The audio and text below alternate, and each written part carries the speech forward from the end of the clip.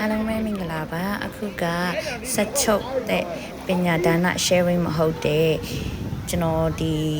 တိုးထဲကိုခဏသွားတဲ့အချိန်မှာကျွန်တော်ဗာတွေ့ခဲ့လေဆိုတော့လမ်းဘေးမှာလေ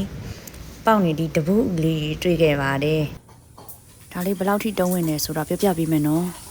အိမ်မှာပေါက်တယ်ပေါ့နော်အခုကတော့မပေါက်ဘူးဒါလေးကိုဒီလိုလေးထုခွဲပြီးတော့မှဒါအလုံးကအချောက်ကိုလေနော်အချောက်ကိုလက်နဲ့ညှစ်ခွဲကြတော့လက်နာလေနော်ဒီလိုမျိုးတခုခုနဲ့ထုလိုက်တော့အခွန်လေးတွေကြေမွားပြီးတော့မှကျွန်တော်တို့ဒီလိုခွာလိုက်မယ်နော်ဒါလေးတွေကလေခဏကိုပဲတိုက်ပကံပဲစေးအရန်ကုန်မှာအဆင်ပြေတယ်ပေါ့နော်ဒီလားဒါဒီလိုလေးရတယ်ဒီလိုအလုံးလိုက်သုံးလဲရတယ်နော်ဒီလိုအလုံးလိုက်သုံးလဲရတယ်ကျွန်တော်တို့ဘက်မှာဆိုရင်ဒီလိုမျိုးဒါလေးတွေကိုလေဖြန့်ခွဲပြီးတော့မှ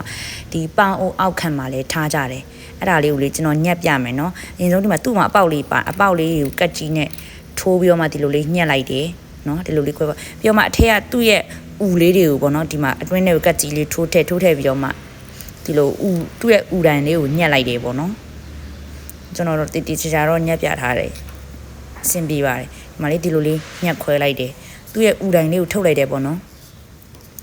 ဒါလေးကလေကျွန်တော်တို့ဘက်မှာဆိုရင်လမ်းဘေးမှာပေါက်တယ်တူလဲလမ်းဘေးမှာပေါက်တာပဲကျွန်တော်ကတခုဒီမန္တလေးကသွားတဲ့ချိုးမဆန်ချောင်းလားအဲ့ဘက်မှာသွားလမ်းဘေးမှာပေါက်နေလို့ကျွန်တော်တို့ကောက်ခဲ့တာပေါ့နော်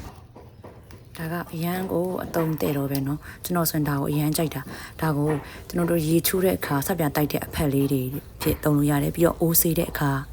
ပြီးတော့ဒီလိုမျိုးတပုတ်အကြီးကြီးရှိရလေဒါတေးသေးလေးမို့လို့အကြီးကြီးဆိုရင်လေထမင်းပေါင်းအိုးရဲ့အောက်ခံမှာခံဖို့ဒီလိုအပြားလေးအဝိုင်းလေးညက်ပြီးတော့မှတုံးကြတာရှိရပေါ့เนาะကျွန်တော်တို့ data ဘက်တွေဆိုရင်ကျွန်တော်တို့ဒီလိုအပြားမညက်ပဲနဲ့လေအလုံးလိုက်တုံးခြင်းလည်းရတယ်ပေါ့เนาะဟိုတချို့လည်းဒီဟာကိုဒီလိုသုံးနေဆိုတာသိရပေါ့နော်တချို့လည်းမသိလို့မသိတဲ့လူတွေကို sharing လုပ်ပေးတာပါနော်ကျမတို့ဘက်မှာဆိုရင်ဒါကြီးကအကြီးကြီးဒီတပုဥတာအကြီးကြီးတွေအဲ့တော့အဲ့လိုအကြီးကြီးတွေကလေဘယ်လိုပေါင်းအောင်အောက်မှာဟိုတပြားခံလိုက်ကိုအကြီးကြီးပဲဒီလိုတေးသေးလေးဒီလိုမျိုးလေးရသွားကဲဒီအဖက်လေးကလည်းညက်ပြီးသွားပြီတကယ်လို့ဒီအဖက်လေးကမားရဲဆိုရင်ရေလေးတစ်ချက်စိမ်ပြီးတော့မှသုံးလို့ရပါတယ်အခြားဒေတာကလူတွေကဒီတပုတ်လေးကိုဘယ်လိုသုံးကြတယ်လဲဆိုတော့ကျွန်တော် comment မှာမျှဝေပေးပါအောင်နော်